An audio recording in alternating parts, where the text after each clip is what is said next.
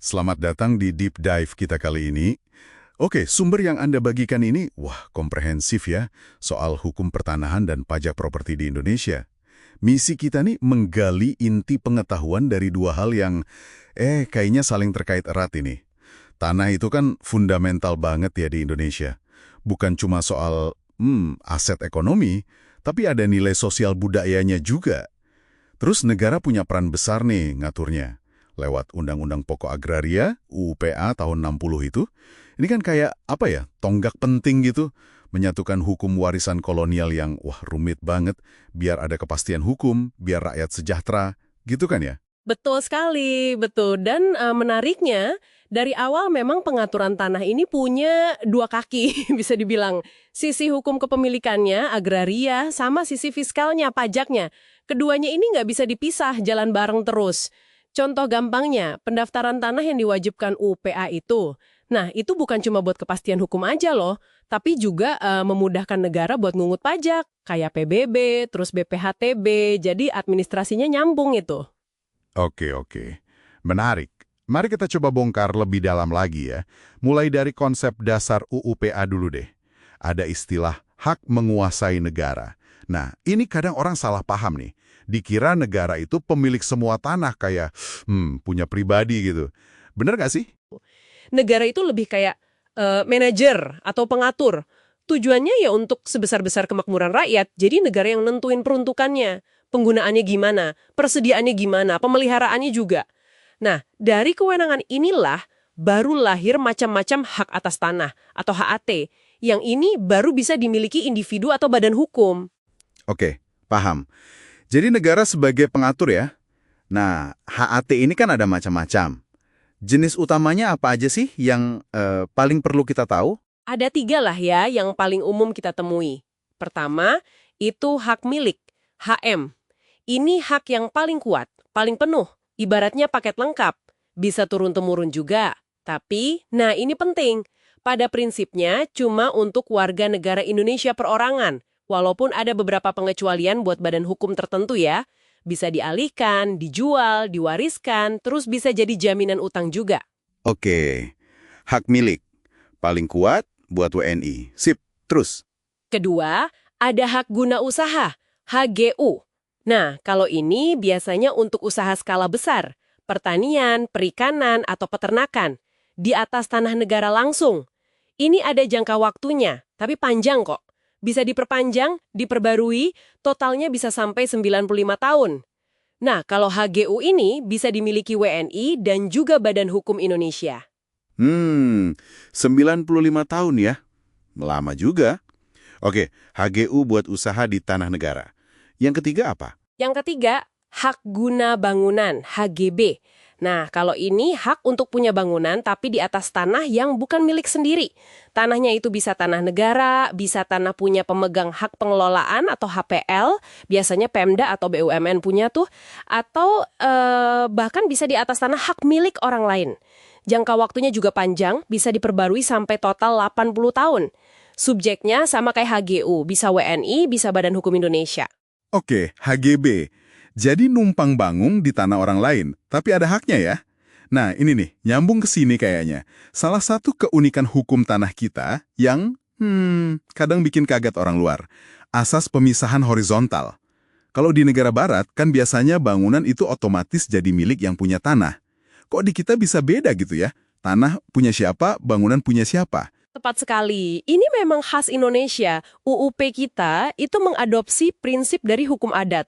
Jadi kepemilikan tanah itu dipisahkan dari benda-benda yang ada di atasnya, termasuk bangunan, tanaman juga. Contoh paling gampang, Anda beli apartemen. Statusnya kan sering hak milik atas Satuan Rumah Susun, HMSRS. Nah, unit apartemennya itu punya Anda pribadi. Tapi tanah tempat apartemen itu berdiri, itu bisa jadi statusnya HGB bersama. Dan HGB bersama itu bisa jadi berdiri di atas tanah HPL, punya Pemda misalnya. Artinya apa? Pemilik bangunan, dalam hal ini unit apartemen Anda, belum tentu dia juga pemilik tanahnya. Kepemilikannya bisa berlapis-lapis. Wah. Oke. Jadi intinya nih buat kita, kalau mau transaksi properti, status hukum tanah sama bangunan di atasnya itu, nggak selalu satu paket ya. Harus dicek dua-duanya dengan teliti. Oh, sangat perlu. Itu wajib hukumnya. Jangan sampai Anda beli bangunan kelihatannya megah, ternyata status tanah di bawahnya itu bermasalah. Atau malah bukan punya si penjual bangunan. Wah, bisa repot itu. Iya, iya. Kebayang repotnya. Nah, terus kalau kita misalnya butuh dana nih, terus mau pakai properti sebagai agunan atau jaminan utang ke bank gitu, itu mekanismenya pakai apa ya dalam hukum kita? Nah, kalau untuk jaminan utang pakai properti, itu kita pakai namanya hak tanggungan. Hak tanggungan ini hak jaminan khusus yang dibebankan pada hak atas tanah. Bisa HM, HGU, HGB, atau hak pakai tertentu. Tentunya beserta bangunan di atasnya kalau memang ada. Tujuannya ya untuk pelunasan utang tertentu. Kelebihannya apa buat kreditor, misalnya bank? Mereka dapat prioritas pelunasan. Istilah hukumnya droit de preference. Jadi kalau debiturnya pailit, utang yang dijamin hak tanggungan ini dibayar duluan dibanding utang lain. Terus ada juga kemudahan eksekusi, namanya parate eksekuti. Kalau debitur gagal bayar, bank bisa langsung lelang jaminannya, tanpa perlu proses pengadilan yang biasanya panjang, lebih cepat gitu. Tapi kuncinya, hak tanggungan ini wajib harus didaftarkan di kantor pertanahan atau BPN, biar sah dan semua orang tahu kalau tanah itu sedang jadi jaminan. Oke, hak tanggungan ya. Jadi ada perlindungan buat kreditur tapi harus didaftarkan. Sip, sisi hak dan jaminan mulai kebayang nih.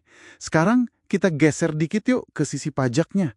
Kan punya properti nggak cuma soal hak, tapi ada kewajiban pajaknya juga. Apa aja tuh yang utama? Betul. Nah, untuk pajak properti, ada dua pemain utama yang perlu Anda tahu. PBB dan BPHTB. Pertama, PBB, pajak bumi dan bangunan. Ini pajak tahunan, dikenakan ya karena Anda memiliki atau menguasai tanah dan atau bangunan. Kalau untuk properti umum, ya kayak rumah, ruko, kantor, di perkotaan atau perdesaan, ini sekarang jadi pajak daerah. Dikelola sama Pemda Kabupaten Kota. Dasar ngitungnya itu dari nilai jual objek pajak atau NJOP. Tiap tahun bayar ini. Oke, PBB tahunan, basisnya NJOP, dikelola Pemda. Yang kedua? Yang kedua, BPHTB. Bea perolehan hak atas tanah dan bangunan. Nah, kalau ini pajak yang dibayar sekali aja, yaitu saat Anda memperoleh hak atas properti itu. Misalnya, pas jual beli, atau dapat hibah, warisan, menang lelang, tukar-menukar. Nah, itu kena BPHTB. Ini juga sekarang jadi pajak daerah.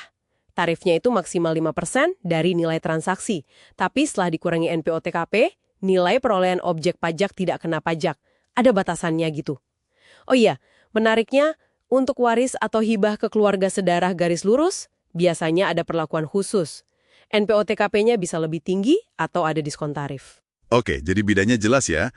PBB itu pajak rutin tahunan karena kita punya properti. Kalau BPHTB itu semacam pajak masuk pas kita dapat propertinya. Sekali bayar di depan. Pertanyaannya, seberapa signifikan sih biasanya jumlah BPHTB ini kalau kita beli properti? Wah, signifikan sekali. Bisa dibilang cukup besar. Contoh aja ya, kalau Anda beli properti, katakanlah rumah atau tanah senilai beberapa miliar rupiah, itu BPHTB yang harus Anda bayar sebagai pembeli bisa puluhan bahkan ratusan juta rupiah. Belum lagi nanti penjualnya juga kena PPh final kan?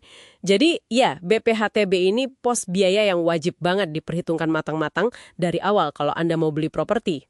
Wow, oke. Ratusan juta ya? Kebayang.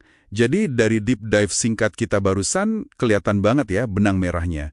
Hukum pertanahan dan pajak properti di Indonesia itu lumayan kompleks ya, tapi nyambung banget satu sama lain. Dan aturannya juga dinamis, terus berkembang.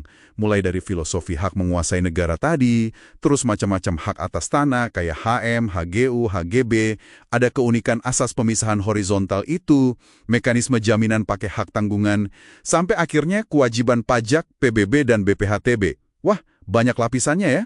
Misalnya, itu jadi kunci sih. Kunci biar aman navigasi di dunia properti Indonesia ini. Nah, sebagai penutup nih, mungkin ini satu pemikiran ya untuk Anda bawa pulang, untuk Anda renungkan. Mengingat aturan tanah dan pajak properti ini kan kompleks, berlapis, dan terus berubah ya. Kira-kira langkah konkret apa sih yang bakal Anda ambil untuk memastikan pemahaman Anda soal hak dan kewajiban atas properti yang Anda miliki atau incar itu selalu up to date, supaya aset Anda terlindungi dan, ya, terhindar dari masalah di kemudian hari? Coba direnungkan.